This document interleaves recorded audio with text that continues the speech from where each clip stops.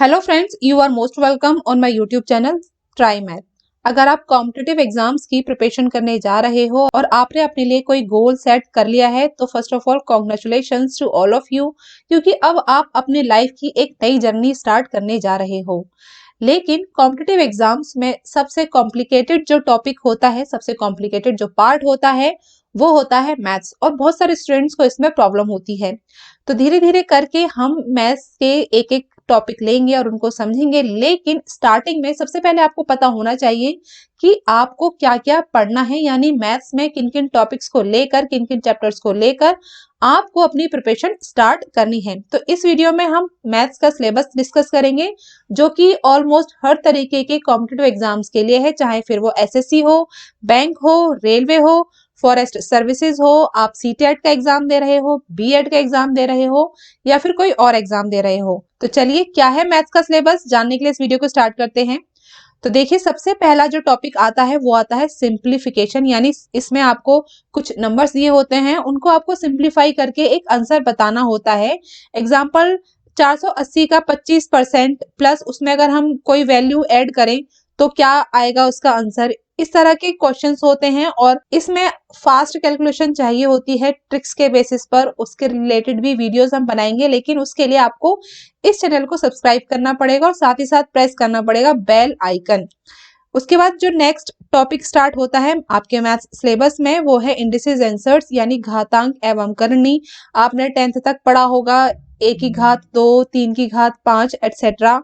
तो उनके बेसिस पर ही क्वेश्चंस आते हैं। आप साथ ही साथ क्वेश्चंस किस तरीके के पूछे जाते हैं उनका एग्जांपल्स भी आप अपनी स्क्रीन पर देख सकते हो। उसके बाद जो थर्ड टॉपिक है वो है आपका अप्रोक्सीमेट वैल्यू, यानी इसमें आपको ऑलमोस्ट डेसिमल्स में क्वेश्चंस गिवन होते हैं और उसको सॉल्व करके आपको अप्रोक्सीमेट वैल्यू फाइंड आउट करनी है। एक तरीके से ये भी सिंप्लीफिकेशन का ही एक एक्सटेंडेड पार्ट, आप इसको समझ लीजिए।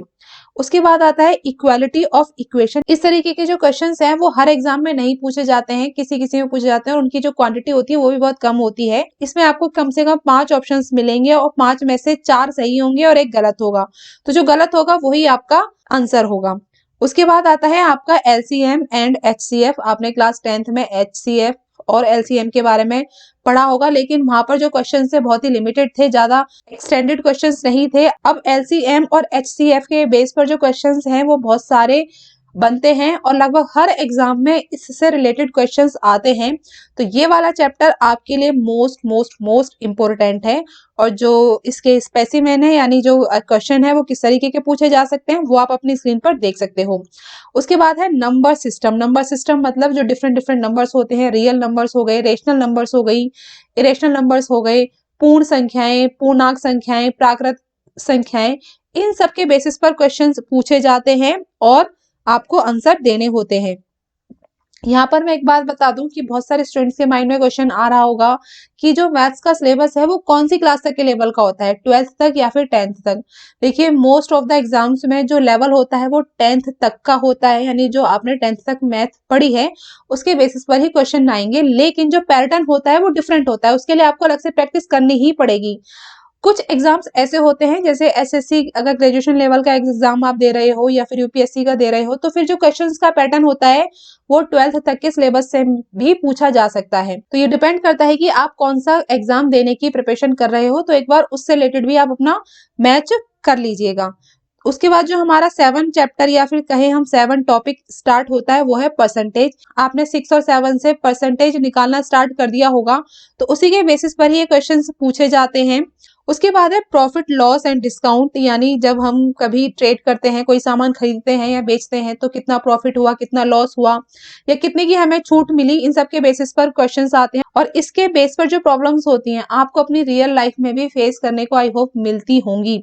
तो यह चैप्टर भी काफी इंपॉर्टेंट है। देखिए, एचसीएफ और एलसीएम के बाद के जितने भी चैप्टर्स मैं बता रही हूँ वो ऑलमोस्ट आपके लिए सारे के सारे चैप्टर्स इंपॉर्टेंट हैं और सभी में आपको अच्छे से प्रैक्टिस करनी है।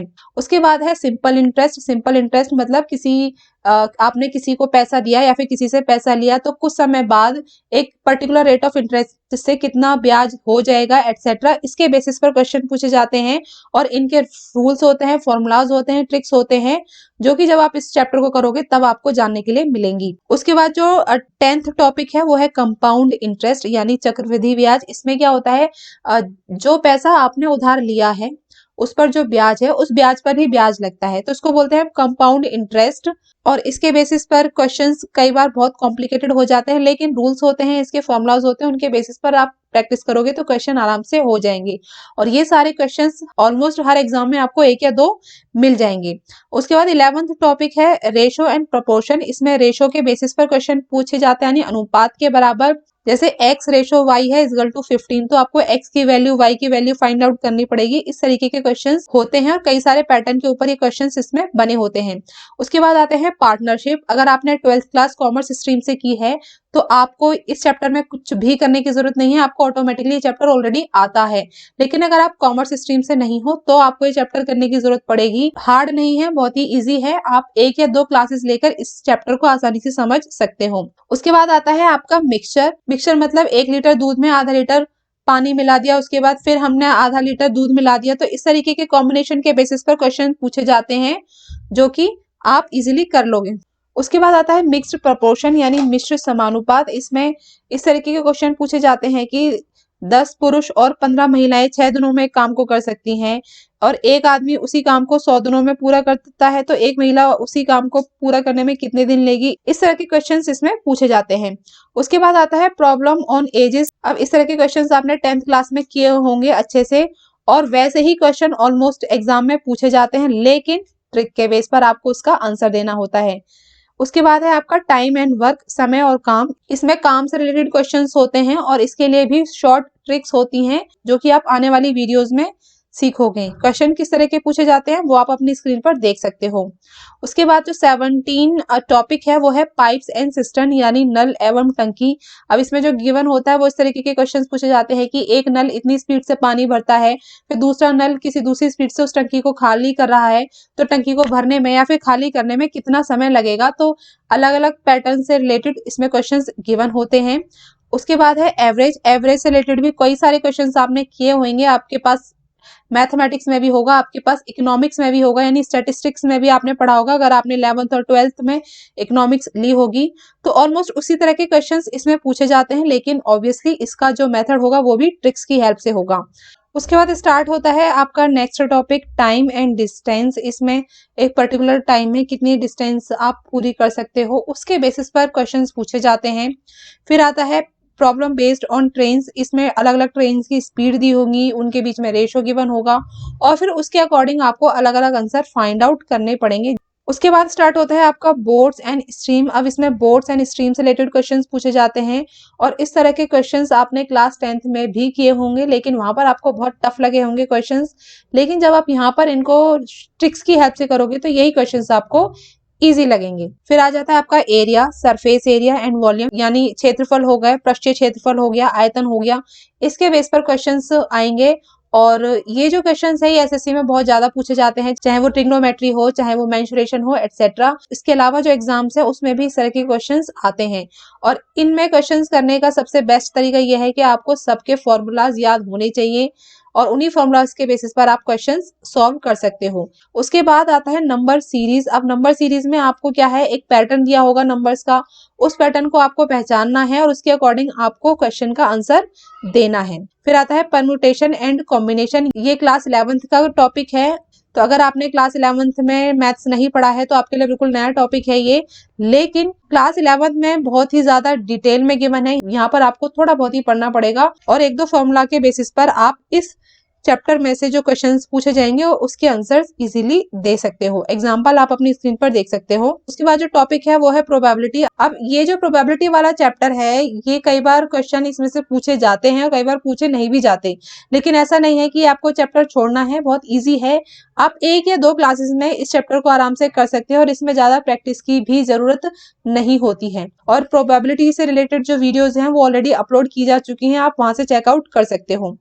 उसके बाद जो स्टार्ट होता है आपका ट्रिग्नोमेट्री। ट्रिग्नोमेट्री क्लास 10th में आपने पढ़ा होगा और ट्रिग्नोमेट्री काफी लेंदी सब्जेक्ट होता है जो आगे तक आपके चलता रहता है, लेकिन जो कॉम्पिटिटिव एग्जाम से पूछे जाते हैं उसमें ऑलमोस्ट आपकी जो थीटास होते हैं, जैसे tan theta, sine theta etcetera, उनके बेसिस पर क्वेश्चंस आते हैं। और अगर एग्जाम ज्यादा टफ है या हायर लेवल का है तो फिर हाइट एंड डिस्टेंस के बेसिस पर भी इसमें क्वेश्चंस पूछे जा सकते हैं, जिसमें जो आंसर देना होता है वो ट्रिग्नोमेट्री की हेल्प से देना होता है।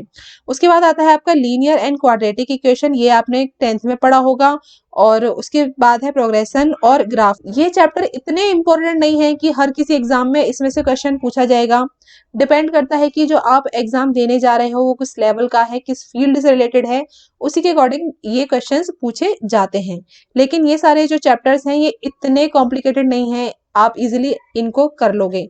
तो ये था आपका टोटल सिलेबस मैथ्स का कॉम्पिटिटिव एग्जाम्स के लिए। आई होप आपको इससे काफी हेल्प मिली होगी। और इन सभी टॉपिक्स को समझने के लिए, इनके शॉर्ट ट्रिक्स को जानने के लिए सब्सक्राइब कीजिए हमारे चैनल ट्राई मैथ को। साथ ही साथ प्रेस कीजिए बेल आइकन को, ताकि हमारे आने वाले सभी न्यू वीडियोस के नोटिफिकेशंस आपको मिले सबसे पहले।